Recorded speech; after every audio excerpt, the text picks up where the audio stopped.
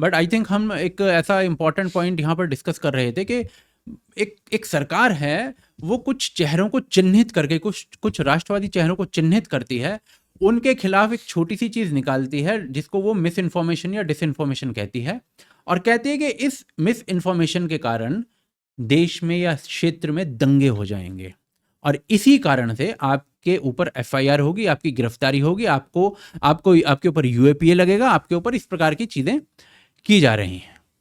और इसका जो बीज है ना, इसका बीज मुझे यही लगता है कि फर्स्ट अमेंडमेंट जो हुआ है देश के भीतर, जो 1951 में किया गया है नेहरू जी के द्वारा, ये जानना बहुत जरूरी हो जाता है, बिकॉज इसी चीज का प्रयोग आज किया जा रहा है।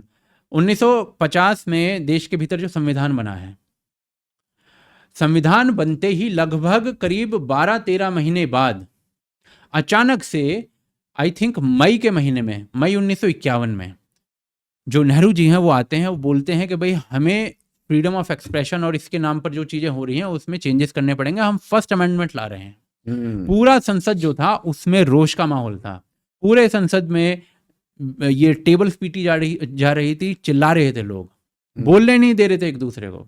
रीजन बीइंग कि फ्रीडम ऑफ एक्सप्रेशन और फ्रीडम ऑफ स्पीच जो थी उसको कर्टेल किया जा रहा। और जून 1951 आते आते फर्स्ट अमेंडमेंट जो था वो पास हो गया था। अब ये फर्स्ट अमेंडमेंट में होता क्या है, बेसिकली क्या हो रहा था कि 1949, 1950, 1951 थोड़ा बहुत, तो 1949-50 में खास तौर पर जो हिंदू शरणार्थी थे वो बांग्लादेश, यानी कि उस समय का ईस्ट पाकिस्तान, पूर्वी पाकिस्तान, वहां से आ रहे थे, और उनके लिए रहने की जगह नहीं थी। रीजन बीइंग कि यहां से जो मुसलमान थे, यानी कि पश्चिमी बंगाल से जो मुसलमान थे, वो बांग्लादेश नहीं जा पा रहे थे, भेजा ही नहीं जा रहा था, बट उधर से मार मार के भगाया जा रहा था।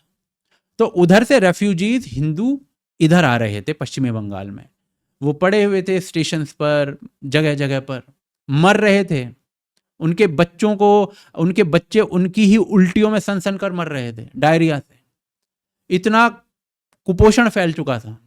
तो इसकी रिपोर्ट होती थी, इसको रिपोर्ट किया जाता था मीडिया के द्वारा, और मीडिया को उस समय पूरी स्वायत्तता थी, पूरी आजादी थी। रीजन बीइंग हमारा नया नया संविधान बना था और संविधान में हमें पूरी फ्रीडम दी गई थी, तो मीडिया इसको रिपोर्ट करती थी, अच्छे से रिपोर्ट किया मीडिया ने, और ये सारी रिपोर्टिंग आई थिंक आज भी मिल सकती हैं, अगर लोग थोड़ा सर्च करेंगे तो मिल जाएंगे। उस टाइम पे तो ऐसा हाल हो गया था ना कि 21 साल की हमारी एवरेज आयु हो गई थी।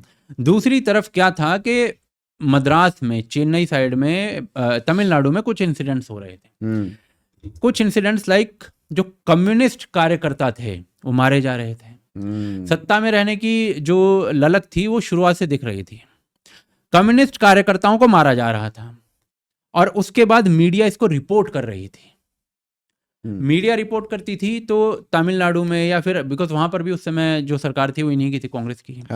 तो उस समय क्या किया गया कि तमिलनाडु में कुछ अंग्रेजी कानून थे उस समय के, सिक्योरिटी एक्ट वगैरह इस टाइप के, वो लगाकर इनके ऊपर लगाम लगा दी गई, प्रेस के ऊपर, कि आप नहीं लिख सकते, नहीं छाप सकते। और उसके बाद क्या हुआ कि प्रेस चली गई सुप्रीम कोर्ट। सुप्रीम कोर्ट ने देखा संविधान में लिखा हुआ है कि आप बोल सकते हो, तो प्रेस को फिर से आजादी मिल गई बोलने की। और पूरे देश में यही माहौल हो गया कि कांग्रेस के खिलाफ, जवाहरलाल नेहरू की सत्ता के खिलाफ खुलकर लिखा जाने लगा। अब ये नहीं झेला गया।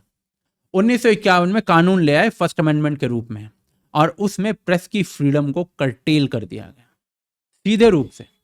और इसके बाद क्या हुआ है, इसके बाद कोई फिल्म डायरेक्टर है, वो अपनी फिल्म में कुछ ऐसा गीत लिख देता है जिसमें साहिर लुधियानवी थे या पता नहीं कौन से एक मुस्लिम राइटर थे उर्दू के, उन्होंने एक अपनी पिक्चर में डायलॉग था या फिर कोई उनकी पोइट्री थी, उनकी गाना था, मुझे याद नहीं आ रहा, पर उन्होंने हिटलर से कंपेयर कर दिया नेहरू को, और इसके बाद सीधे 2 साल के लिए जेल में फेंक दिया गया एक राइटर को।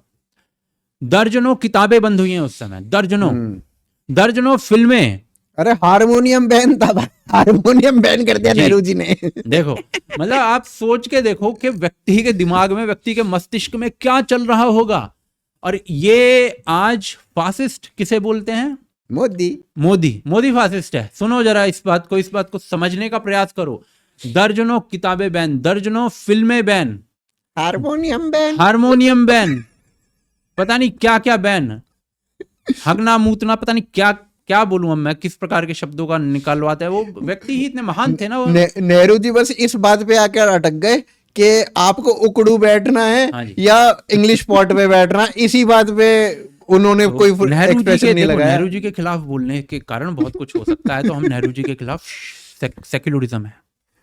तो चलिए, इसके बाद आप डिक्टेटरशिप क्या, मतलब ये सेम चीज जो है वो आज तक फॉलो हो रही है।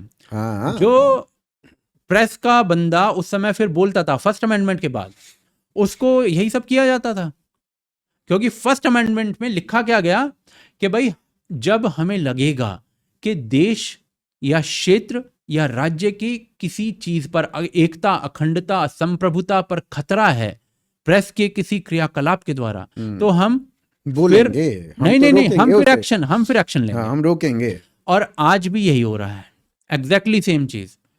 स्टेट कहता है कि भाई इस व्यक्ति का ये स्टेटमेंट जो है वो इस देश की रक्षा, एकता, अखंडता के खिलाफ है, तो हम एक्शन लेंगे, वो ले लेते हैं action. Exactly same copy paste हो रहा है। इंदिरा गांधी का क्या था, ये डिक्टेटरशिप वगैरह चिल्ला रहे हैं तो इसलिए मेरे ध्यान में आ गया है एग्जांपल। इंदिरा गांधी ने जब इमरजेंसी लगाई है, उस इमरजेंसी लगाने के 12-13 दिन पहले भारत के सुप्रीम कोर्ट ने कहा कि इंदिरा गांधी जो है वो फ्रॉड करके या मिस